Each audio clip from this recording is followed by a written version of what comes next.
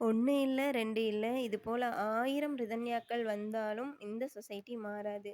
வரதட்சணை வாங்குறதும் சரி, வரதட்சணை கொடுக்குறதும் சரி, ரொம்ப பெரிய தப்புன்னு வருஷமா அவேர்னஸ் குடுத்தாலும், சொசைட்டி இன்னும் அப்படியே தான் இருக்கு. என்ன கேட்டா, இதுல முதல்ல திருந்த வேண்டியது ரிதன்யாவோட அம்மா, அப்பாவோ, ரிதன்யாவோட மாமனார், மாமியாரோ, ரிதன்யாவோட கணவரோ கிடையாது. நம்ம ஒவ்வொருத்தரும் தான். ஒரு கல்யாணம் முடிவாயிருக்குன்னு தெரிஞ்ச உடனே அந்த பத்திரிக்கைய வாங்கும்போதோ, இல்ல முடிவாயிருக்குன்னு தெரிஞ்சாலோ, மாப்பிள்ளை வீட்டுக்காரங்கிட்ட நம்ம கேட்குற கேள்வி என்ன? பையனுக்கு பொண்ணு வீட்ல என்ன பண்றாங்க? எவ்வளவு குடுக்குறாங்க? உனக்கு என்ன வீடு இல்லையா? வாசல் இல்லையா? ஏன் இவ்வளவு கம்மியா தராங்க? இந்த மாதிரி. இதுவே நம்ம பொண்ணு வீட்ல கேட்குற கேள்வி, எவ்வளோ எதிர்பார்க்குறாங்க பையன் வீட்ல? பையன் எவ்வளோ சம்பாதிக்கிறான்? நம்ம அளவுக்கு வசதியான குடும்பமா? அப்படின்னு தான் பார்க்குறோமே தவிர, பையன் நல்ல பையனா? நல்லா விசாரிச்சீங்களா? உங்களோட பொண்ணுக்கு அந்த பையன புடிச்சிருக்கா? இந்த மாதிரி கேள்விகள் எழுறதே இல்ல.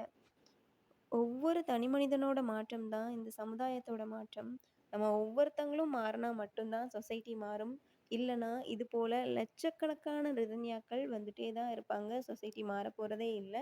நாம் மாறுவோம். சமுதாய மாற்றத்துக்கு உதவுவோம். நன்றி.